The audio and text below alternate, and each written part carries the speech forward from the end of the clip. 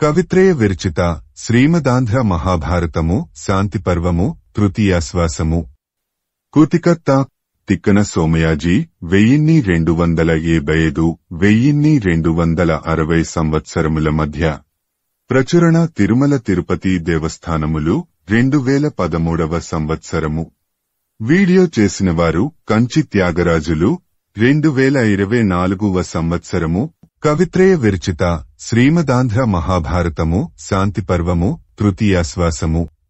ఓ హరిహరనాథ, నీవు భక్తులను సుసంపన్నులుగా చేయగలవాడవు, వాళ్ల హృదయాలలో విహరించేవాడవు, దేవతల పూజలందుకునే పాదాలు కలవాడవు, భక్తపోషకుడవు, మానసిక శారీరక వ్యాధులను పారద్రోలేవాడవు, తేజస్వంతుడవు.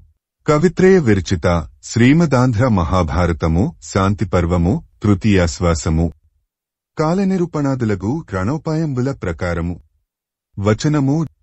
జనమేజయ మహారాజునకు వైశంపాయన మహర్షి భారత కథ చెప్పటం ప్రారంభించాడు. ధర్మరాజు సూరులు ఏ విధంగా పుణ్యాత్ములో భీష్ముడి వలన విన్నాడు, పోరుకు పోవటానికి వీలైన కాలనిరూపణం మొదలైన ఉపాయాలను తెలియచెప్పుమని అడిగాడు. భీష్ముడు ఎంతో ఆనందంగా చెప్పటం మొదలుపెట్టాడు. సీసము, తేటగీతి, వానలు పడేటప్పుడు, చలితో వణికేటప్పుడు, బాగా ఎండలు కాసేటప్పుడు, కాక పంటలు పండే కాలంలో పగవాళ్లపైకి దండెత్తిపోవాలి. పచ్చిక, కట్టెలు, నీళ్లు దొరికే తోవలో దండును నడిపించుకుని పోవటం మంచిది. శత్రువులు కలవరపడేటట్లు జెండాలు, కవచాలు, డాళ్లు, ధనుస్సులు మొదలైన ఆయుధాలను, రథాల, ఏనుగుల, గుర్రాల వాహనాలను ఇంతకు ముందు కనీవిని ఎరగని రీతిలో అమర్చుకొనాలి. హోరెత్తించే మంచి శంఖాలు, మంచి బాకాలు, మంచి డప్పులు మొదలైన చర్మవాద్యాలు ఉండటం మంచిది. సైన్యం బస చేసే చోటు ఎగుడు దిగుడు లేని చదునైన ప్రదేశంగా ఉండాలి. కందము, చారులను పంపించి విరోధుల మార్గాలను గూర్చి తెలుసుకొనాలి. అప్పటికే వాళ్లు దండెత్తి వస్తుంటే కాలుమోపటానికి వీలులేని త్రోవలలోగాని, అలసిన సమయాలలోగాని, దండు విడిసినప్పుడు గాని వాళ్లను చంపటం తగిన పద్ధతి. ఆట వెలది. నిద్రపోతున్నప్పుడు, నీళ్లు దరిదాపుల్లో దొరక్క తపిస్తున్నప్పుడు, తినటానికి తిండిలేక అలససొలసినప్పుడు, సైన్యం అంతా చెల్లా చెదరైనప్పుడు విరోధులను మట్టుబెట్టటం అతి సులభం. సీసము, ఆట వెలది.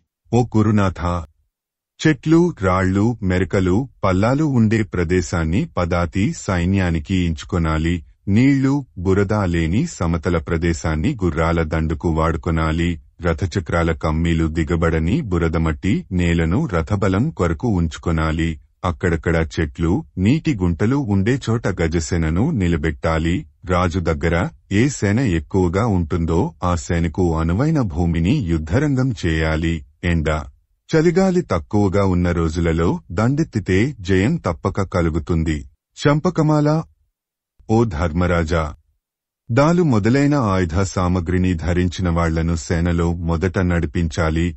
ఆ తరువాత విండ్లు ధరించే వాళ్లను, ఆ వెనుక గుర్రాల సేనను, ఆ వెనుకనే గజ బలాన్ని, ఆ వెనువెనుకనే రథబలాన్ని నిలబెట్టాలి. వాళ్లల్లో మంచి వీరులను ఏరి అక్కడక్కడ నిలిపినట్లయితే అది మరింత బలాన్ని చేకూరుస్తుంది. ఆట వెలది. యుద్ధం మొదలు కాగానే శత్రువులకు బెదరు పుట్టేటట్లు భటులు శత్రువులు పారిపోయారు అంటూ పెద్దపెట్టున అరుపులు, రంకెలు వేయాలి. రాజు కూడా అప్పుడే విజృంభిస్తున్నట్లుగా సముద్దతి చేయాలి. వచనము. అని భీష్ముడు చెప్పగానే ధర్మరాజు యుద్ధ భటులు ఎట్లాంటి వారైతే బాగుంటుంది అని అడగగానే భీష్ముడు ఇట్లా చెప్పాడు. తేటగీతి.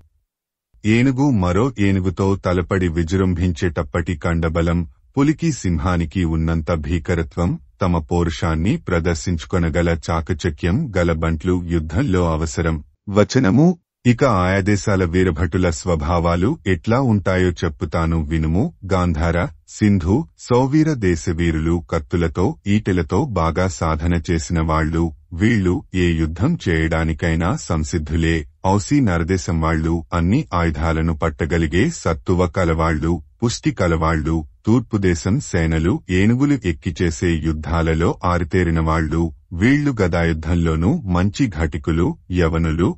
కాంభోజులు మధుర చుట్టూ ఉన్న దేశాల వాళ్లు గుర్రాలనెక్కి చేసే యుద్ధంలో మంచి పట్టుగలవాళ్లు, ఘూర్జరులు బాణం విసరటంలో, కత్తులు కటారులు తిప్పటంలో చేయి తిరిగినవాళ్లు, మాళవులు రథ, గజ, అశ్వ, పదాతిదళాల పోరులో పండబారిన వాళ్లు, ఒక్కొక్కడు వేలమంది పెట్టు. ఇంతదాకా నీకు చాలా కొద్ది మందిని గూర్చి మాత్రమే తెలిపాను. ఇంకా అనేక దేశాల సేనలు ఎన్నో యుద్ధ విధానాలలో మంచి నేర్పరులే ఉంటారు. ఆయా యుద్ధపు మెలకువలు తెలుసుకొని ఎదిరించి విజయాన్ని సాధించాలి అని అనగానే ధర్మరాజు, జయం సాధించే సేన ఏ లక్షణాలతో ఉంటుందో చెప్పుమనగానే భీష్ముడు ధర్మరాజుతో ఇట్లా చెప్పాడు. కవిత్రయ విరచిత శ్రీమదాంధ్ర మహాభారతము శాంతిపర్వము తృతీయాశ్వాసము. ధర్మజునకు భీష్ముడు శకునాపశకునములు దెలుపుట. కందము. జయం లభించే సేన మంచి ఉత్సాహంగా ఉంటుంది. గుర్రాల సకిలింతలు చెవికి ఇంపుగా వినిపిస్తాయి. ఏనుగుల గుంపు విజృంభిస్తుంది. ఇవి గెలుపునకు సూచకాలు.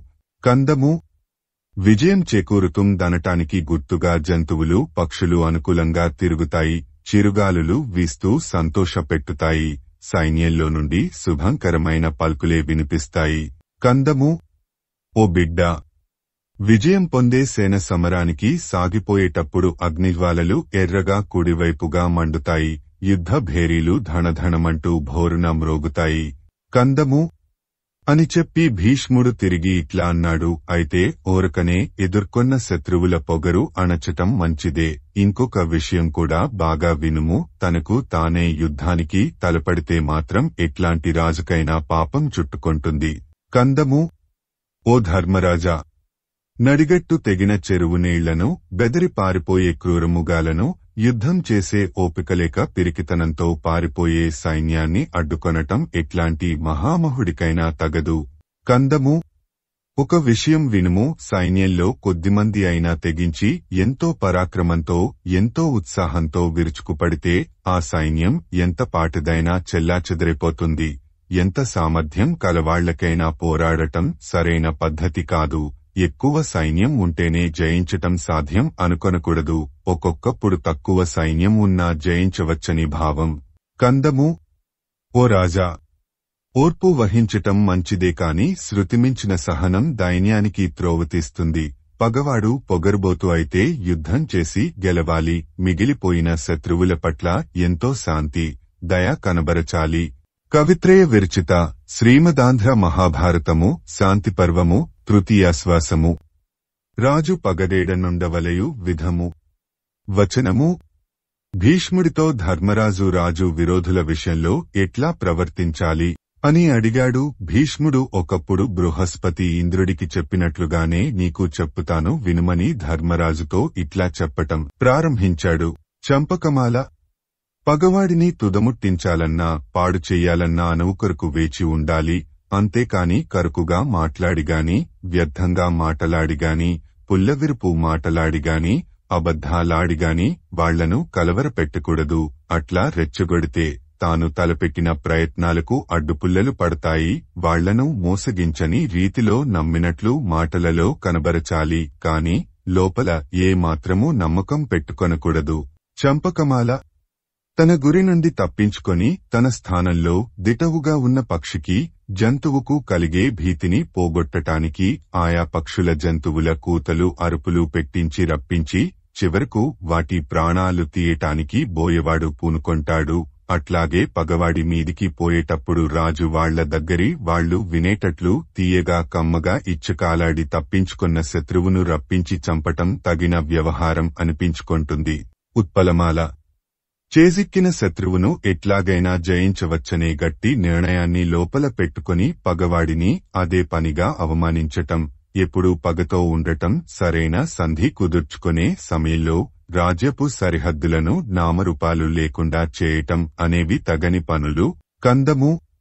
శత్రువునకు కాలం అచ్చివచ్చినప్పుడు తనకు తానుగానే నమస్కరించి అయినా లొంగిపోవాలి. అతడితో కలిసిపోవాలి. అతడి నడతను పసిగట్టాలి. తనకు కాలం కలిసిరాగానే పగవాడిని చాలా అనాయాసంగా చంపాలి. కందము.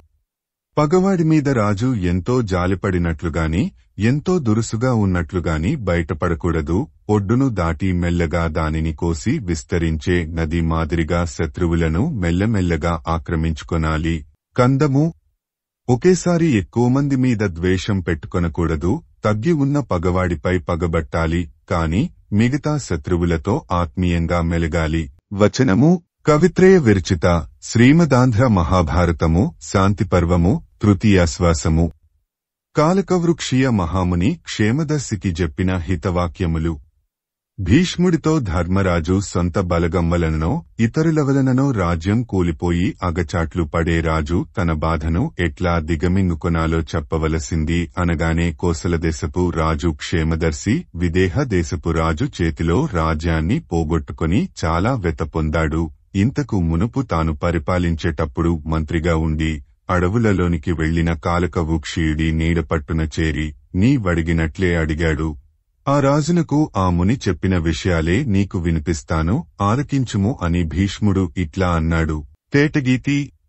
ఓ కోసలరాజా, బాగా డబ్బుండి సమస్త సుఖాలు అనుభవించేటప్పుడు డబ్బు ఎప్పుడూ ఇట్లాగే ఉండదు, అనిత్యమైనది. దానికి నేను బానిసను కాకూడదు అని అనుకునే రాజునకు ఏది ఎట్లా జరిగినా అంటే డబ్బు ఉన్నా పోయినా చీకు చింత ఉండదు. కందము ఒక్కొక్క పని కాదేమో అనిపించి చటుక్కున నెరవేరుతుంది, ఒక్కొక్క పని అయితీరుతుందనిపించి కాకపోవచ్చును. పని ఫలిస్తే మనస్సుకు సంతోషాన్ని, ఫలించినప్పుడు విచారాన్ని కలిగిస్తుంది. మంచి చెడ్డ తెలిసినవాడు మాత్రం ఈ రెంటి విషయంలోనూ ఎక్కడా బయటపడడు. కందము ఓ రాజా, చనిపోతున్న తల్లిదండ్రులను ఆప్తులను కాపాడుకొనలేమని తెలిసినప్పుడు ధనాన్ని ఎట్లా రక్షించుకొనగలం? డబ్బు వారికంటే గొప్పదా? బాధపడినందువలన వారిని తిరిగి పొందలేం. అశాశ్వతమైన వాటిని గూర్చి వగచి ప్రయోజనం లేదని పిండితార్థం. కందము అయిపోయిన దానిని గూర్చి విచారించి ప్రయోజనం లేదు. కాబోయే వాటిని గూర్చి ఆశ పనికిరాదు. దైన్యాన్ని దరిదాపులకు రానియరాదు. దైవం ఎట్లా నడిపిస్తే అట్లా నడవక తప్పదు అనే నిశ్చయానికి రావాలి. కందము ఓ రాజా, లోకంలోని మానవులంతా శక్తియుక్తులు కలిగిన వాళ్లే. వాళ్లకంతా ఐశ్వర్యం స్థిరంగా అట్లాగే ఉన్నదా అనుకుని సంపద పోయినందుకు విచారించకుండా గుండె దిటవు కలవాడు ఏమాత్రం చింతించడు. లోకంలోని వాళ్లంతా ధనాన్ని రాజ్యాన్ని విడిచి వెళ్లిన వాళ్లే కదా అని తాత్పర్యం. కందము ఓ కోసలరాజా, మనిషి తన సంపదలు సర్వనాశనం కావాలని కోరుకొనకుండానే తుడిచి పెట్టుకుపోతున్నాయి. ధనం పొందాలని ఆశించకుండానే దేవుడి దయవలన వచ్చిపడుతున్నాయి. డబ్బు రావటం పోవటం అనేది మనిషి చేతిలో లేదని భావం. కందము మనిషి డబ్బును వదలవచ్చును, డబ్బు మనిషి నుండి తొలగిపోవచ్చును. ఇది సర్వసామాన్యమే. ఇట్లాంటిదేమైనా జరిగినప్పుడు మంచి ఫలితాన్ని కోరుకుంటూ మాట్లాడకుండా మౌనంగా ఉండటం ఒప్పిదం అయిన పని. కందము పెద్ద మడుగులోని నీళ్లు కలకబాడినా మళ్లీ కాసేపటికి ఎట్లా తేటపడతాయో ఆ విధంగానే గుండె దిటవు కలవాడు తాను చేసిన పాపాలకు కలవరపడినా తనకు తానుగానే తెప్పరిల్లుతాడు. వచనము ఇది బాధను తగ్గించుకొనే తీరు, నీతిని గూర్చి చెప్పుతాను ఆలకించుము అనగానే ఆ మునితో ఆ రాజు ఓ మహానుభావా, నీ అండలో పాపాలను కడుక్కునేందుకు ఆదేశించవలసింది అని అడగగానే ఆ ముని ఇట్లా అన్నాడు. సీసము. తేటగీతి. రాజు ఎంతో శాంతంగా తన తక్కువతనాన్ని ఓర్చుకుంటూ పగవాడితో కలిసిమెలసి బ్రతకాలి. సామంతరాజుల బలగాన్ని సంతరించుకొని వాళ్ల ద్వారా శత్రువు మీద కత్తి దూయాలి. బలవంతులను కొలిచి వాళ్ల అండతో శత్రుస్థావరాలను ఆక్రమించాలి. విషం పెట్టి అయినా, గారడి చేసి అయినా, కయ్యానికి కాలు దువ్వి అయినా సరే పగవాడిని దుంపనాశనం చేయాలి. వాళ్లలో వాళ్లకు పుల్లలు పెట్టి అయినా, ఆడవాళ్ల మాయలలో పడేసి అయినా, ఇంకా ఎన్నో రకాల ఉపాయాలతో అయినా పట్టువదలకుండా శత్రువును పడగొట్టాలి. వచనము అట్లా ఆ ముని కోసలరాజుతో శత్రువును తెగటార్చే ఉపాయం తెలిపినా క్షేమదర్శి నేను ఎట్లాంటి అన్యాయానికి ఒడిగట్టను అనగానే ఆ ముని శత్రురాజైన విదేహరాజును పిలిపించి ఏకాంతంగా క్షేమదర్శిని గూర్చి వివరించి చెప్పి రాజా, నీవు క్షేమదర్శి రాజ్యాన్ని స్వాధీనపరచుకున్నావు. ఆ రాజు ఏదో ఒక అడ్డుదారిలో రాజ్యాన్ని తిరిగి సంపాదించుకొనటం తగదు, ఇద్దరూ ఒక ఒప్పందానికి రండని యుక్తిగా చెప్పి అంగీకరించేటట్లు చేసి ఇద్దరికీ పొత్తు కలిపి స్నేహభావంతో సాగనంపాడు. విదేహరాజు ఆ కోసలరాజుతో 1000 మంది ఆరణంగా ఏనుగులు, గుర్రాలు మొదలైన ఎన్నో వస్తు వాహనాలను ఇచ్చి కోసలరాజ్యానికి సాదరంగా పంపాడు. అయినా రాజులకు గెలవటం ఓడటం అనేవి అనుభవించదగనవే. గెలుపొందినప్పుడు గర్వపడటం, ఓడినప్పుడు బాధపడటం మంచిది కాదు అనగానే ధర్మరాజు పరిజనంలోని గణజనులను ఎట్లా ఏలుకొనాలో ఆ తీరులను విశదం చేయండి అన్నాడు. అప్పుడు భీష్ముడు ఇట్లా అన్నాడు. కవిత్రయ విరచిత శ్రీమదాంధ్ర మహాభారతము శాంతిపర్వము తృతీయాశ్వాసము. ధర్మరాజునకు భీష్ముండు గణజనులం బాలించు ప్రకారంబు సెప్పుట. కందము. ఓ పుణ్యాత్ముడా, వినుము. కోశాగారం నింపే కోశాధికారులు, ఎంతో చాకచక్యంగా పనులను చక్కబెట్టే అమాత్యులు, ఆయుధధారు లైన సైనికులు, మిగతా పనులు చేసే పరిజనం గణజను లవుతారు. పరిజనులు ఒకే తరగతికి చెందిన సామాన్యులు. కందము. వాళ్లనే గణజనులు అంటారు. రాజు వీళ్లతో కలిసి మెలుగుతున్నట్లు ఉండాలి. వాళ్లకు శుభం కలిగించే ఉపాయాన్ని సిద్ధింపచేయటానికి ఆయా వాళ్ల తీరులను తెలుసుకొనాలి. సీసము. తేటగీతి.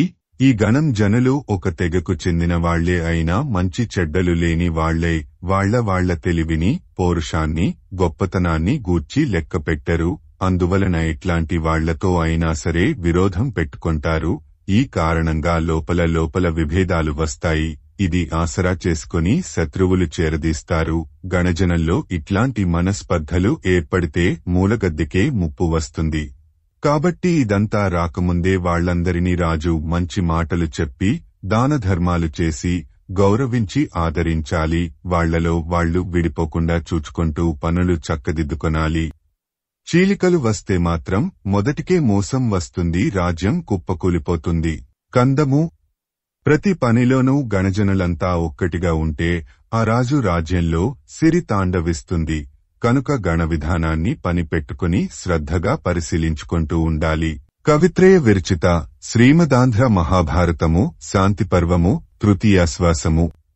ధర్మరాజునకు భీష్ముండు ధర్మసూక్ష్మత తెగం గెడింగించుట. వచనము అని అనటంతోనే ధర్మరాజు ధర్మాలు ఎన్నో రూపాలలో ఉన్నాయి కదా, వాటన్నిటినీ ఆచరించటం సాధ్యం కాదు.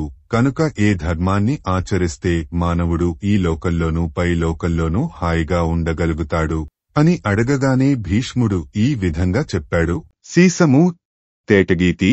ధర్మరాజా, వినుము. తల్లి, తండ్రి, గురువు ఈ ముగ్గురూ నిత్యం సేవించవలసినవారు. ఎంతో భక్తితో వాళ్లకు సేవలందిస్తూ వారేది చెప్పితే దానిని ఆచరణలో పెట్టటం ఉత్తమ ధర్మం. ఈ ముగ్గురూ వేదత్రయం వంటివారు, త్రేతాగ్నుల వంటివారు, ముల్లోకాల వంటివారు, త్రిమూర్తుల వంటివారు. వీరిలో తల్లికే ఎక్కువ గౌరవం. తల్లిదండ్రుల మీద అభిమానం కలవాడు ఇహపరలోకాలలో గౌరవించబడతాడు. గురువును సేవించుకొనేవాడు అవ్యయానందాన్ని పొందుతాడు. వచనము. ధర్మరాజు భీష్ముడిని లోకంలో నిజానిజాలు సిద్ధమై ఉన్నాయి కదా, వాటి విషయంలో మనిషి తనకు తానుగా ఏ విధంగా ధర్మానికి బద్ధుడై ఉండాలో చెప్పుమనగానే భీష్ముడు ఈ విధంగా చెప్పసాగాడు. సీసము. తేటగీతి. అయితే వినుము. ధర్మాలలో కెల్లా ఉత్తమమైన ధర్మం నిజం చెప్పటం, పాపాలలోకెల్లా మహాపాపం అబద్ధాలాడటం. ఈ రెంటి విషయంగా చెప్పుకొనదగ్గది ఒకటి ఉన్నది, చెబుతాను. పరాయివాడి సొమ్మును, ఉసురును దోచుకొనాలనుకునే పాపులతో నిజం చెప్పటం కన్నా చేటు మరొకటి ఉండదు. అబద్ధాలు ఆడైనా సరే అటువంటి వారిని బాధించటం ఎంతో న్యాయం. ఇదే కాదు, ప్రజలకు మేలు కలిగించే అబద్ధాలన్నీ పుణ్యాలు అవుతాయి. సాటి జీవులను వేధించే సత్యాలన్నీ పాపాలవుతాయి. అందరిలోనూ ఉన్న మంచి చెడు అనేవి అతి సూక్ష్మమైన వివేకంతో తెలుసుకొనాలి. కవిత్రయ విరచిత శ్రీమదాంధ్ర మహాభారతము శాంతిపర్వము తృతీయాశ్వాసము. పాపనిస్తరణ ప్రకారము. వచనము. భీష్ముడు చెప్పగానే ధర్మరాజు ఎట్లాంటివారు తమ పాపాలను దాటగలరు అనగానే భీష్ముడు ఈ విధంగా చెప్పాడు. సీసము. తేటగీతి. ధర్మరాజా, వర్ణాశ్రమ ఆచార నియమాలను పాటించేవారు, ఇంద్రియ నిగ్రహం కలవారు, నిందించనివారు, ఉదారగుణం కలవారు, అతిథులను ఆదరించేవారు, వేదాలు వల్లించేవారు, యుద్ధంలో తెగించి పోరాడేవారు, ఏ దేవతలనైనా ఒకే విధంగా చూస్తూ మనసుకు నచ్చిన రూపాన్ని కొలిచేవారు, పాపం అనే మిట్టెలను అనాయాసంగా దాటగలుగుతారు. ఆది పరమేశ్వరుడు, ఆలోచనాతీతుడు, చంచలభావం లేనివాడు, పద్మాక్షుడు అయిన విష్ణువు భాగవతోత్తముడిని సదా కాపాడుతూనే ఉంటాడు. కందము. ఓ పుణ్యాత్ముడా! ధర్మరాజా! వినవలసింది, నీకు కృష్ణుడు మిత్రుడు, ఆత్మీయుడు, కార్యశూరుడు, ఇట్లాంటివాడు నిన్ను పొగుడుతూ ఉంటే పాపం అనేది పేరునకైనా సరే నీ దరికి రాదు. ఆట వెలది. ధర్మరాజా! ఎవరిని వేదమంత్రాలతో పూజించి ఇంద్రుడు, బ్రహ్మ, విష్ణువు అలంకరించబడినవానిగా ఆ శివుడిని కొలిచేవారు ఎప్పుడును ఎక్కడా ఎట్లాంటి ఆపదలు పొందరు. కందము. ఓ రాజా! వినుము, ఈ పై వాక్యాలను ఎవరైతే మెచ్చుకొంటారో, అదే పనిగా వల్లిస్తారో, బ్రాహ్మణులందరికీ నేర్పిస్తారో, అట్లాంటివారు ఏ మాత్రం అలసిపోకుండానే పాపం అనే కొండను అవలీలగా దాటుతారు. వచనము అని చెప్పగానే విని ధర్మరాజు, కవిత్రయ విరచిత శ్రీమదాంధ్ర మహాభారతము శాంతిపర్వము తృతీయాశ్వాసము వ్యాఘ్రగోమాయు సంవాదము. కందము. ఓ తాత! సౌమ్యులు అసౌమ్యులుగాను, అసౌమ్యులు సౌమ్యులుగాను కనిపిస్తుంటారు. మనసుకు ఏమీ అంతుబట్టకున్నది. వీరు ఇట్లాంటివారని వేర్పాటు చేసి తెలుసుకొనాలంటే సులువైన మార్గం ఏమిటో చెప్పుము. వచనము. సరిగ్గా నీవడిగిన దానికి పులి, నక్క సంవాద కథ సమాధానమవుతుంది. జాగ్రత్తగా వినుము అంటూ భీష్ముడు ఈ విధంగా అన్నాడు. ఆట వెలది. పురిక అనే నగరాన్ని పోరికుడు అనే రాజు పాలించేవాడు. అతడు క్రూర కార్యాలు చేయటంలో పేరు పడ్డాడు. కాలవశాన చచ్చిపోయి పూర్వజన్మ జ్ఞాపకాలతో నక్కగా మరో జన్మ ఎత్తాడు. వచనము. ఆ రాజు అట్లా నక్కగా రూపం ఎత్తి మాంసం ముట్టుకొననని, సాటి జీవులను చంపనని వ్రతం పట్టింది. అడవిలో రాలిపడ్డ ఫలాలు, ఆకులు, అలములు తింటూ బ్రతుకు గడపసాగింది. ఇది చూచిన తోడి నక్కలు, ఇదెక్కడి నియమం? మేమంతా మాంసాన్ని తెచ్చి పెట్టుతాం, హాయిగా తిని సుఖించుమన్నాయి. అయినా నక్క ఆ మాటలు పట్టించుకొనకూడదనే నిర్ణయించుకున్నది. అంతలో ఇదంతా ఆ అడవి పులిరాజుకు తెలిసి నక్క దగ్గరకు వచ్చి ఈ విధంగా అన్నది. కందము. ఓ పుణ్యవంతుడా! నీవు చాలా మంచివాడవని విన్నాను. నాతో కలిసి ఉండుము, ఎన్నో సౌఖ్యాలు అనుభవించుము. లోకం నన్ను క్రూరజంతువనుకొంటున్నది. దానిని నీ ఉపదేశాలతో తరిమిగొట్టుము. వచనము. నాతో మిత్రుడిగా ఉండుము అనగానే ఆ నక్క ఈ విధంగా చెప్పింది. కందము. ఓ గుణవంతుడా! పులిరాజా! నిజానికి నీవు ఆశ్రయించదగ్గవాడవే, కాని నా మనస్సు సుఖాల మీదికి పోకుండా ఉన్నది. అందువలన నీ మాటలు నాకు నచ్చటం లేదు. వచనము. అది అట్లా ఉండనిమ్ము, సౌఖ్యాలు అనుభవించకపోతేనేమి? నాకు తెలిసినంత మట్టుకు నీకు మంచి చెడ్డలు తెలియచెప్పుతూ స్నేహంగా ఉంటాను. మన స్నేహాన్ని నీ మూలభృత్యులు ఓర్వలేక నిందిస్తారు, నిన్ను కలవరపరచి వైరం పెట్టుకుంటారు. అందువలన నీవు వారి మాటలకు చెవి ఒగ్గకుండా నేను చెప్పినట్లు నడుచుకొంటేనే నీ దగ్గర ఉంటాను. అట్లాగని బాసచేసి నన్నాదరించుము అనగానే పులి అట్లాగే నడుచుకొంటానని అంగీకరించి ఆట వెలది. పులి ఎంతో సంతోషంగా బాసచేసింది. దానికి నక్క సంతృప్తి చెందింది. పులికి హితవులు చెబుతూ పులిగుహలోనే ఉండిపోయింది. పులి కూడా సంతోషంగా మెలిగింది. వచనము. కొంతకాలం గడిచేసరికి నక్కను పులి ఆప్యాయంగా ఆదరించటము, నక్క ఎంతో విచక్షణతో మంత్రిత్వాన్ని నిర్వహించటము మూలభృత్యులకు గిట్టలేదు. వాళ్లంతా అనుకుని ఒకనాడు ఒకచోట సమావేశమయ్యారు. కందము. ఒకనాడు పెద్దపులి తినే మాంసాన్ని మూలభృత్యులు ఎంతో చాకచక్యంగా ఎత్తుకెళ్లాయి. నక్క ఉండే కొండగుహలో ఓ మూల దాచిపెట్టాయి. ఎంతో దిట్టతనంతో మసలుకొంటూ ఉండగా తరువాతి వచనంతో అన్వయం. వచనము. రాజు తినే పదార్థాలను భద్రపరిచే పని నక్కదే, కనుక ఎప్పటివలే మాంసాన్ని దాచబోగా కనిపించలేదు. ఎవరో ఎత్తుకుపోయి ఉంటారని గ్రహించుకొని ఆ సంగతి పులి దృష్టికి తెచ్చింది. పులి వెంటనే వెదకటానికి పురమాయించింది. అది పసికట్టిన కపట సేవకులు కుట్ర పన్నినవారే. తరువాతి పద్యంతో అన్వయం. కందము. మాంసం వెదికే పరివారానికి అది కంటబడేటట్లు చేశాయి. దానితో పులికి నక్కమీద మనస్సు విరిగిపోయింది. అది కనిపెట్టిన సేవకులు ఈ విధంగా అన్నారు, ఆట వెలది. నక్క ఏమిటి? వ్రతం ఏమిటి? నీ మాంసం కాజేసినప్పుడే చేతికి అందుబాటులో ఉన్నట్లయితే సంకోచించకుండా ఇంకా ఏమైనా చేసేది. ఈ నక్క పాపభావాలు కలది, ధర్మమనే మాయతొడుగు తొడుక్కున్నది సుమా. కందము. నక్క అట మాంసాహారి కాదట. ఇంతకాలం ఎంత మోసగించింది. ఈ నక్కే అన్ని రాచకార్యాలు చూచుకొంటుంది కదా అని మేము మీ శాసనానికి కట్టుబడి పల్లెత్తు మాట అనాలంటే భయపడేవారం. కందము. తాత్పర్యం ఆ మాటలు చెవిని పడగానే పులి కోపంతో మండిపడుతూ నక్కను వెంటనే పట్టుకురండి, చంపండి అంటూ ఆదేశించింది. ఇదంతా పులి తల్లి విని చప్పున కుమారుడి దగ్గరకు వచ్చింది. వచనము. వచ్చి ఆ పులి తల్లి కొడుకుతో ఇట్లా అన్నది, కందము, ఇట్లాంటి లేనిపోని కల్పితాలు కల్పించటం నక్కకు చేతనవుతుందా? ఎంత మూర్ఖుడివి! సేవకులు పుట్టుకతోనే వంచకులు, ఏమి చేయరు. వీరు ఎన్నైనా చేస్తారు. అయ్యో, నీ తెలివి తెల్లారిపోయిందా? తేటగీతి. ఓ బిడ్డా, మంచివాళ్లను చూచి చెడ్డవాళ్లు, గొప్పవాళ్లను చూచి తక్కువవాళ్లు, అందగాళ్లను చూచి అందం లేని వాళ్లు సహించలేరు, లేనిపోని దోషాలు ఆరోపిస్తారు. ఈ పాటి విషయాలు నీవు గ్రహించుకొనవద్దా? ఎదుటివాళ్ల ఔన్నత్యాన్ని చూచి సహించలేకపోవటం సంస్కారవంతుల పని కాదని భావం. కందము. ఓ కొడుకా, ధర్మం అధర్మం వలె, అధర్మం ధర్మం వలె అనిపించవచ్చును. ధర్మం ఇది అని తెలుసుకొనదలచినవాడు తనకు తేటతెల్లమయ్యేదాకా మంచి మనస్తో ఆలోచించుకొనాలి. కందము.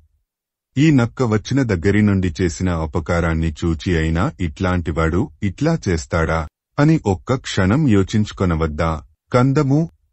వంచకుల మాయమాటలలో పడి మన మంచిని కోరే మంత్రిని చంపాలనుకొనటం భావ్యమేనా? రాజైనవాడు వెనుక ముందు పరిశీలించుకొనకుండా హానిచేయ పూనుకొనటం సరైన నిర్ణయం కాదు. పరిపాలకుడు ప్రతి పని విచారించి అమలు పరచాలి. చంపకమాల. తల్లి బోధలకు బుద్ధి తెచ్చుకొని పులి నక్కను రమ్మని కబురంపింది. వచ్చిన నక్కను అక్కున చేర్చుకొన్నయి. కంటనీరు పెట్టుకొంటూ ఆత్మీయంగా మాట్లాడింది, ఆదరించింది. ఓ పులిరాజా, ఒక విషయం వినుము. నీవు ముందు ఒకనాటి సభలో అందరి ఎదుట నన్ను మంచివాడవని మెచ్చుకున్నావు. ఈ రోజున నా అభిమానాన్ని, నా పరువును చివరంటా చెరిపేశావు. వచనము. అని చెప్పి నక్క మళ్లీ చెప్పటం మొదలుపెట్టింది. కందము. ఓ ధర్మాత్ముడా, నీవు నన్ను అధికారిని చేయాలని నిర్ణయించుకున్నప్పుడే నీ భృత్యుల దురాలోచనలో తలదూర్చకపోవటము, నా అభిప్రాయాల ప్రకారం నడుచుకొనటము మర్చిపోకుండా ఉండేటట్లు ప్రమాణం చేశావు కదా. వచనము. ఒట్టు పెట్టుకొనలేదా? అంతేకాకుండా ఆట వెలది. తెలిసో తెలియకో మరొకడిని చిన్నబుచ్చి ఆ తరువాత స్నేహితుడిగా చేసుకొనటం ధనవంతుడికి మంచిదేనా? అట్లా బ్రతికేవాడికి, అవమానించబడి తిరిగి ఉండేవాడికి మంచి జరుగుతుందా? కందము. ధర్మరాజా. అట్లా పలికి ఆ నక్క పులిని వదిలిపెట్టి అడవులలోకి వెళ్ళింది. నిరాహారదీక్ష పూనింది. తన మంచితనంతో పైలోకాలకు చేరుకొన్నది. వచనము. ఈ పులి నక్క సంవాదంలోని సారాంశాన్ని వివరంగా తెలిపి, కందము. ఓ రాజా, రాజైనవాడు ఇతరుల మాయమాటలలో పడి మోసపోకుండా మంచి చెడ్డ యోచించుకొనాలి. ఇది మంచిది, ఇది మంచిది కాదు అని విడివిడిగా తెలుసుకొనగల సామర్థ్యం కలిగి ఉండాలి. అప్పుడే పరిపాలకుడు సరైన నిర్ణయాలు తీసుకొనగలుగుతాడు. కవిత్రయ విరచిత శ్రీమదాంధ్ర మహాభారతము శాంతిపర్వము తృతీయాశ్వాసము. భీష్ముండు ధర్మజునకు సహాయ సంపన్నత్వం భావస్యకం బగుట సెప్పుట. వచనము. రాజు ఎట్లా నడుచుకుంటే సుఖపడతాడు అని ధర్మరాజు కోరగానే భీష్ముడు ఈ విధంగా చెప్పాడు. సీసము. తేటగీతి. ఏమరుపాటు లేకుండా ఎదుటివాడి సాయం కావాలనుకునే రాజు తప్పక సుఖాలు పొందుతాడు. వెనకటికి ఒక ఉంటే మరెవరికి అలవికానంత తపస్సు చేసింది. దానికి బ్రహ్మ మెచ్చుకొని ఎదుటపడి నీకేం కావాలో కోరుకోమ్మన్నాడు. నా మెడ నూరామడల దాకా సాగాలని నా కోరిక అన్నది. బ్రహ్మ అట్లాగే అవుతుందని చెప్పి వెళ్లిపోయాడు. వరం పొందిన ఉంటే అహంభావంతో సాటివాడి సాయాన్ని ఆశించక సోమరితనంతో ఉన్నది. ఒకరోజున కావాలని మరీ తన మెడకాయను పొడిగించి అడవిలో చక్కగా మేతమేస్తున్నది. అంతలో పెద్ద గాలివాన వచ్చింది. కందము వాన పడంగానే ఆ ఉంటె తన మెడకాయను చాచి ఒక గుహలోనికి తలను పెట్టింది. ఆదమరచి హాయిగా నిద్రపోయింది. అంతలో ఒక నక్క దంపతులు ఎలాంటి అడ్డు ఆపు లేకుండా వచనము గుహలోకి అడుగు పెట్టిన నక్కలు అప్పటికే ఆకలి మండిపోతూ ఉండటం వలన ఒక్క ఉదుటున ఆ ఉంటె పీకను పట్టుకున్నాయి. నెత్తురును త్రాగుతూ మాంసం ముక్కలను క్రమక్రమంగా మింగుతుండగా దానికి మెలకువ వచ్చింది. అది మెడను తిప్పుకొంటుండగానే ఆ నక్కలు మెడ నరాలు తెగిపడేటట్లు పట్టుకున కొరికాయి. పట్టుతప్పి ప్రాణాలు విడిచింది ఉంటే. అందువలన నీవు జాగరూకుడవై సాటివారి సాయాన్ని అందుకొంటూ నడుచుకొమ్ము అన్నాడు. అనగానే ధర్మరాజు శత్రురాజు అధిక బలం గలవాడైతే అల్పబలం గల రాజు ఆపదల నుండి ఎట్లా గట్టెక్కగలుగుతాడు అని ప్రశ్నించాడు. భీష్ముడు సముద్రానికి నదికి నడుమ సాగిన సంభాషణ వింటే నీకే తెలుస్తుంది అని ఇట్లా చెప్పనారంభించాడు.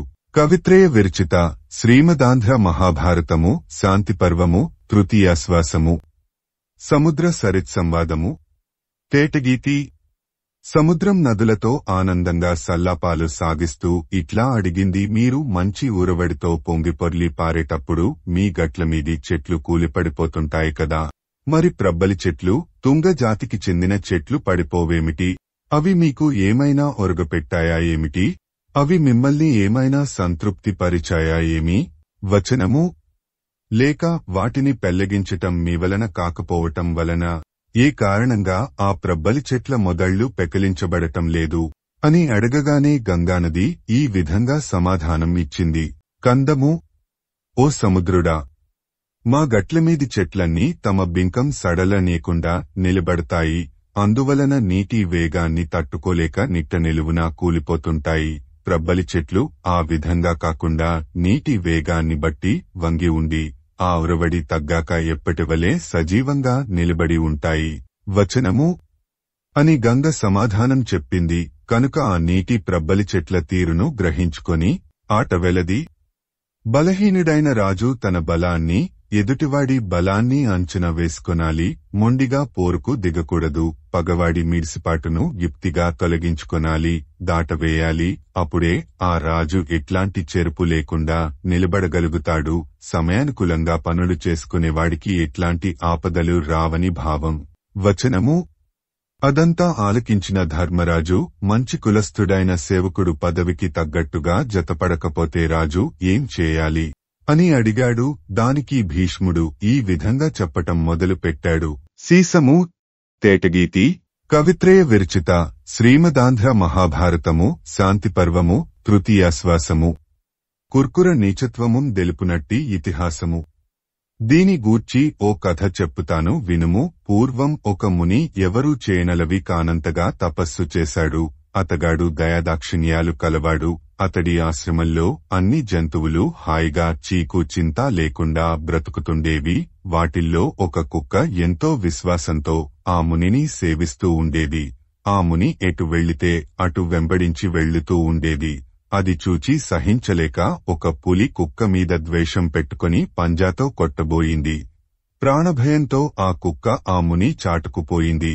ఆ ముని దానిమీద జాలిపడి దానికంటే పెద్దదైన పులిగా మార్చాడు. మొదట మీద పడిన అసలు పులి దీనిని చూచి భయపడి పారిపోయింది.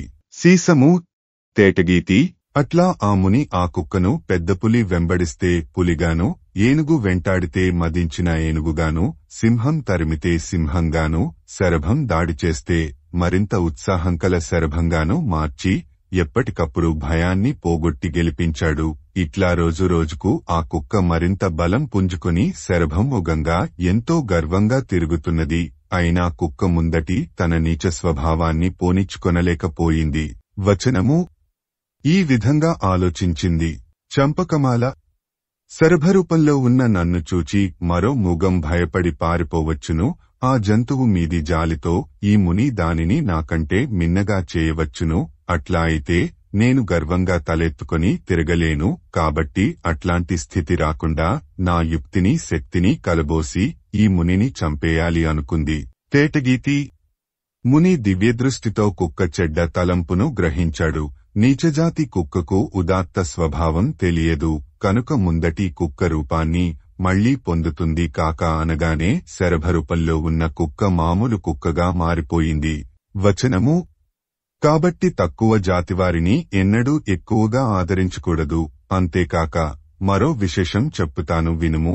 చంపకమాల ఆంతర్యాన్ని తెలుసుకొనకుండా కేవలం తన కులంవాడు కదా అని దుష్టుడిని అందలం ఎక్కించకూడదు. సేవకులు ఎట్లాంటివారో చూచుకొని వారి వారి యోగ్యతలను బట్టి ఉత్తమ, మధ్యమ, అధమ స్థాయి పదవులలో ఉంచటం రాజధర్మం.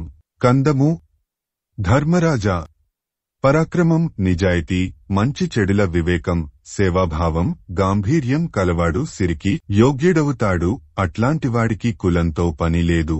కందము ధర్మరాజా అట్లాగని నీవు దీన్నే పరమ ప్రామాణికం అనుకోవద్దు. ఏ విధంగానైనా మంచి గుణవంతుడిని, మంచి కులవంతుడిని వెదికి మరి పెద్ద పదవిలో నిలపటం చాలా మంచిది.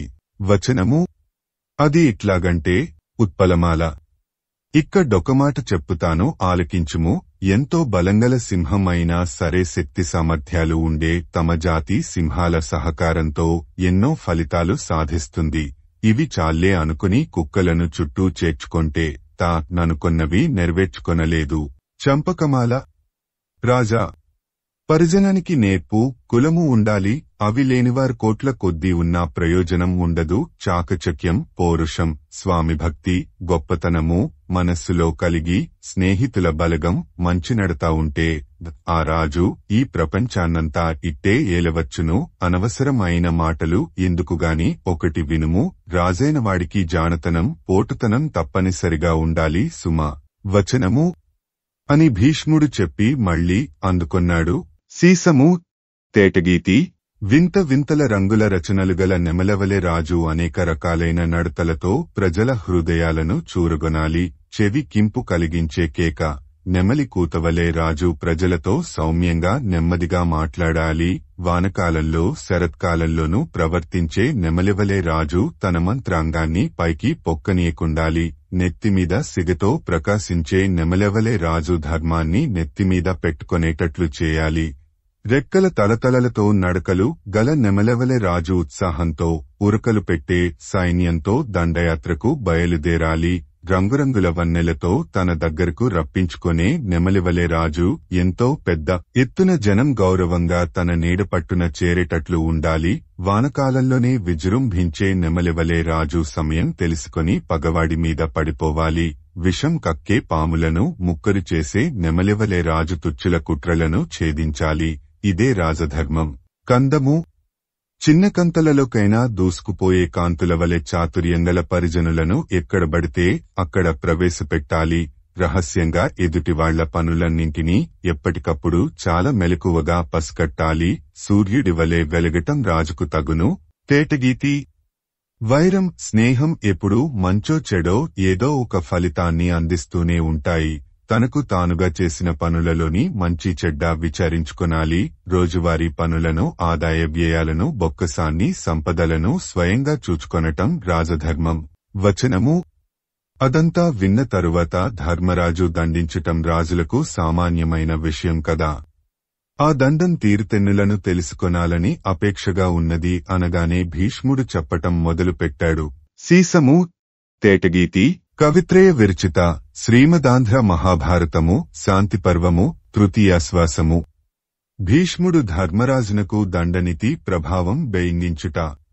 దండనీతి మంచివాళ్లను మెప్పిస్తుంది, చెడ్డవాళ్ల పొగరును అణచివేస్తుంది. కత్తి, గద, తోమరం, విల్లమ్ములు, రోకలి, చక్రం, ఈటె, చిల్లకోల, త్రిశూలం, గొడ్డలి మొదలైనవి 11 ధర్మనీతికి పనిముట్లు. దాని ఒంటిరంగు నల్లటి నలుపు. దానికి 4 కోరలు, 4 చేతులు, 8 కాళ్లు ఉంటాయి.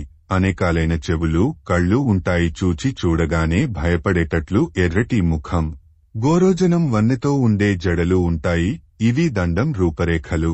సీసము తేటగీతి ధర్మరాజా యజ్ఞరూపధారి విష్ణువే దండరూపంలో ఉంటాడు. ఇతడిని ఉత్తముడు, సంసారపు తగులాటం లేనివాడు, న్యాయపాలకుడు, ధర్మస్వరూపుడు, ఎప్పుడు గెలిచేవాడు, దగ్గరకు చేరరానివాడు, శిక్షించేవాడు, చంపేవాడు, లోకధారి, నాశనం లేనివాడు, ఎక్కువ జాగరూకుడు, ఎంతో సత్యవంతుడు, ఎప్పటికీ ఒకే రకంగా ఉండేవాడు, శాసించేవాడు, వేదపురుషుడు, ఆయుధరూపుడు, తత్వం, తీక్ష్ణ కవచధారి, మనువు, శుభం కోరేవాడు, శివకుమారుడు, లక్ష్మిని గర్భంలో కలవాడు, వ్యవహార తంత్రం తెలిసినవాడు, సంరక్షకుడు, మంత్రము అనే పేర్లతో వ్యవహరిస్తారు. శిష్టదండనీతికి శ్రీ, సరస్వతి అనేవి మారు పేర్లు.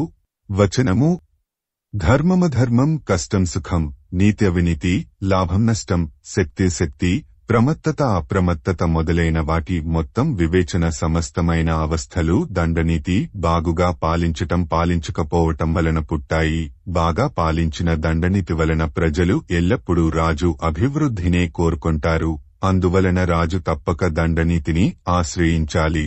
కందము: సత్య మార్గంలో ధర్మాన్ని ఎప్పుడూ ఆచరించాలి. దాన్ని ఎంతో చక్కగా అమలు పరిస్తే ఇంద్రుడు సంతృప్తి పడతాడు. వానలు కురిపించి అన్నపానాదులు సమకూరుస్తాడు. వచనము: అందువలననే దండనీతి ఒప్పుతుంది. ఈ నీతిని తెలిపే పేర్లు ఇంకా కొన్ని ఉన్నాయి, ఆలకించుము. ఆటవెలది: పురుషుడు, ఈశ్వరుడు, భూతస్వరూపుడు, జీవుడు, ప్రాణుడు, అక్షయుడు, సత్యము, ప్రజాపతి అనే 8 దండదేవుడి పేర్లు. వచనము: కవిత్రయ విరచిత శ్రీమదాంధ్ర మహాభారతము శాంతిపర్వము తృతీయాశ్వాసము. వసుహోముడు మాంధాతృనకు చెప్పిన దండోత్పత్తి ప్రకారము. దండం సాక్షాత్తు దైవమే అనటానికి లోగడ జరిగిన కథ ఒకటి చెప్పుతాను వినుము. అంగదేశపు రాజు వసుహోముడు ఒకసారి అతడు భార్యతో కూడా ముంజపృష్ఠమనే మంచుకొండ కొమ్ము మీదికి పోయాడు. అక్కడ కొన్నాళ్లు ఉన్నాడు. తన నడతతో అక్కడి మునుల ఆదరణ పొందాడు. ఒకనాడు మాంధాత ఆ రాజు దగ్గరకు వచ్చి వినయంగా మ్రొక్కాడు. అతడికి రాజు అర్ఘ్యపాద్యాదులు ఇచ్చి ఏమి పనిపడి వచ్చారు అని అడిగాడు. దండనీతి శాస్త్రాన్ని తుదముట్టా వివరంగా వినాలనే కోరికతో నీ అండ చేరాను అన్నాడు. ఆ వసుహోముడు మాంధాతతో ఈ విధంగా అన్నాడు: సీసము, ఆటవెలది. బ్రహ్మ ఒక యాగం చేయతలపెట్టి తనతో దీటైన ఋత్విజుడి కొరకు గాలించాడు. ఎక్కడా అట్లాంటివాడే కంటపడలేదు. తానే స్వయంగా 1000 ఏళ్లు గర్భం మోసి తుమ్మగా ఆ గర్భం బయటపడింది. తుమ్ము కారణంగా పుట్టినవాడవటం వలన అతడికి క్షుతుడనే పేరు పెట్టారు. ఆ క్షుత ప్రజాపతి ఋత్విజుడుగా బ్రహ్మ యాగం చేస్తున్నాడు. ఆ దండనీతి ఇష్టం వచ్చినట్లు నడుచుకునేది కాబట్టి కనబడకుండా పోయింది. దానివలన ఏ పని చేయవచ్చు, ఏ పని చేయకూడా దనే జ్ఞానం శూన్యమైనది. అందువలన ప్రజలంతా కలవరపడ్డారు. మర్యాద మంటగలిసింది. బ్రహ్మ విష్ణువును ఆశ్రయించాడు. కందము: బ్రహ్మ విష్ణువును ప్రార్థించి అతడిని శివుడి దగ్గరకు తీసుకొని పోయి ఇతడు నీ మిత్రుడు, అతడు ఏమి పనిమీద వచ్చాడో చెప్పుతాడు, ఈ దయతో వినవలసింది అంటూ దండనీతి విధానం అంతా చెవికి ఇంపుగా చెప్పాడు.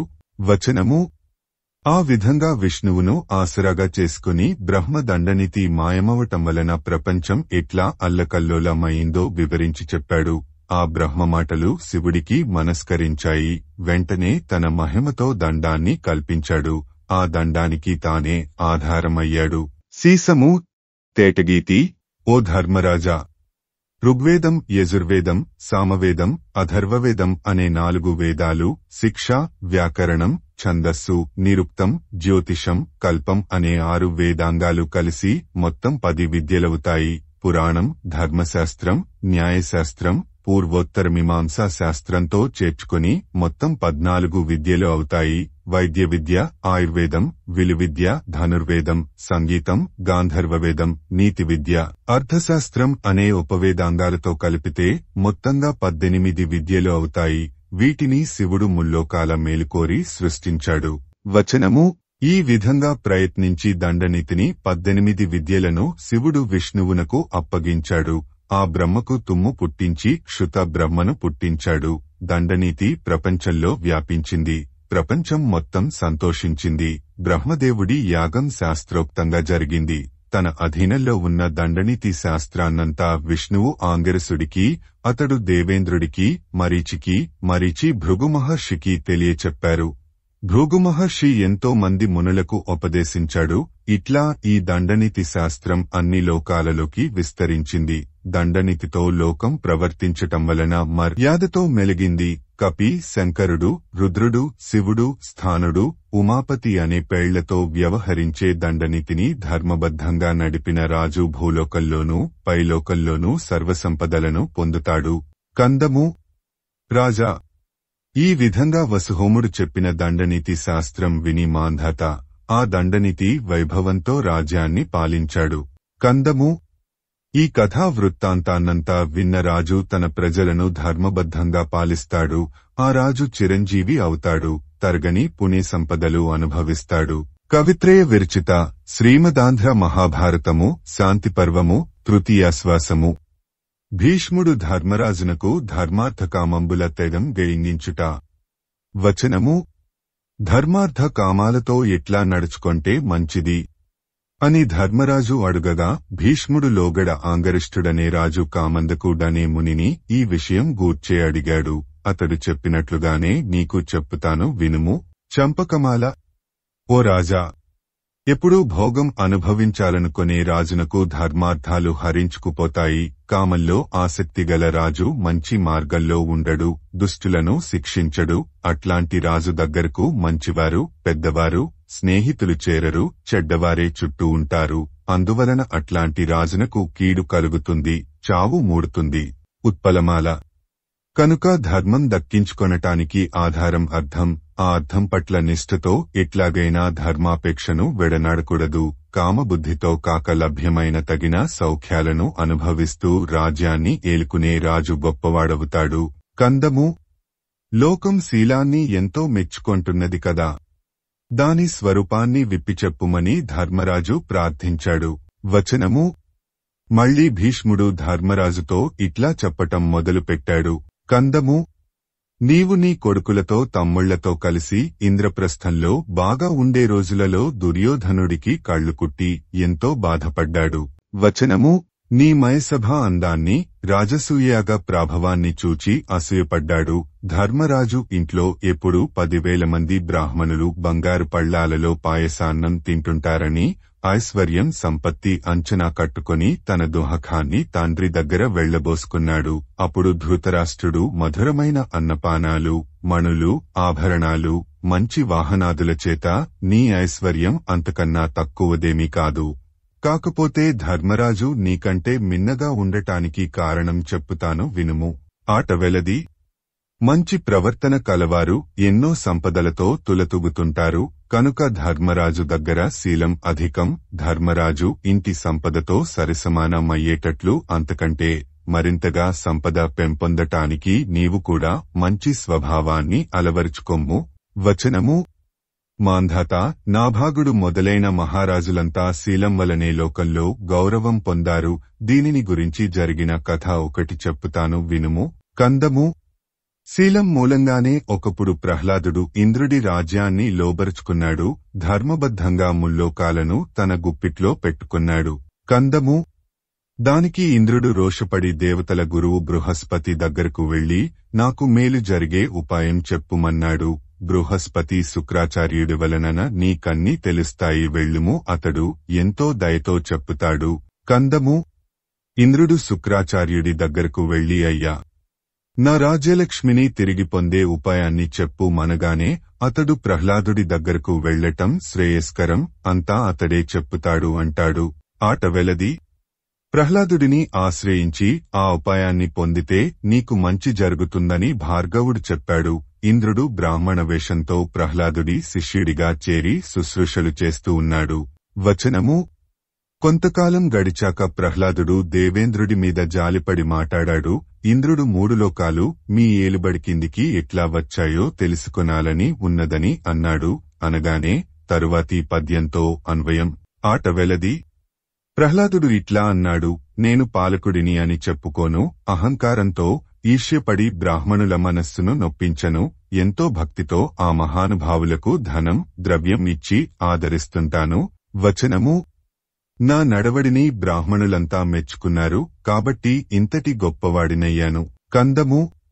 ఓ పుణ్యాత్ముడా, నీ ధర్మశీలాన్ని నామీద దయతో ఇప్పించవలసింది. అయినా పుణ్యాత్ములను ఆశ్రయించినవారు బాగా బ్రతకవద్దా అని ఎంతో దైన్యంతో ఇంద్రుడు అడిగాడు. కందము. ప్రహ్లాదుడు ఆతడి తీరు చూచి ఇతడు బ్రాహ్మణ మాత్రుడు కాడు సుమా అనిపించి భయం పుట్టినా తన శీలాన్ని అతడికి దానం చేశాడు. తేటగీతి. ప్రహ్లాదుడి శీలాన్ని పొంది ఇంద్రుడు వెళ్లగానే ప్రహ్లాదుడి శరీరంలో నుండి అందంగా మెరిసిపోతున్న పురుషాకారం బయటపడింది. ఆ పురుషుడిని ప్రహ్లాదుడు చూచి, వచనము, నీవు ఎవ్వడావని ప్రహ్లాదుడు అడిగాడు. నేను శీలాన్ని నీవు దానం చేసిన బ్రాహ్మణుడి దగ్గరకు వెళ్లిపోతానని చెప్పి వెళ్లిపోయాడు. అట్లా వరస పెట్టి తేజోమయ రూపాలు ప్రహ్లాదుడి శరీరం నుండి వెళ్లుతుంటే ప్రహ్లాదుడు వారి పేర్లు అడిగి తెలుసుకున్నాడు. కందము. ఆ తేజోమయ రూపాలు ఉత్తమ ధర్మం, సత్యం, సద్వర్తనం, బలం కావటం విని ప్రహ్లాదుడు ఎంతో దుఃఖించాడు. అంతలో ఒక మంచి రూపవతి అతడి శరీరం నుండి బయటపడింది. కందము. బయటపడ్డ స్త్రీని చూచి నీవు ఎవ్వరిదానవు అని అడగగానే ఆ స్త్రీ ఎంతో దైన్యంగా ఈ విధంగా అన్నది, నేను సిరిని, బలం ఎక్కడకు పోతుందో నేను అక్కడికే పోవాలని బయలుదేరాను. చంపకమాల. అది విని ప్రహ్లాదుడు భయపడ్డాడు. ఓ దేవి, ఎంతో వినయంగా నన్ను సేవించిన అతడు ఎవరు అన్నాడు. అతడు ఇంద్రుడు, నీ రాజ్య సంపదను కాజేయటానికే నీ దగ్గరకు వచ్చాడు. నీవు నీ శీలాన్ని అట్లాగే పోగొట్టుకున్నావు అన్నది ఆ స్త్రీ. వచనము.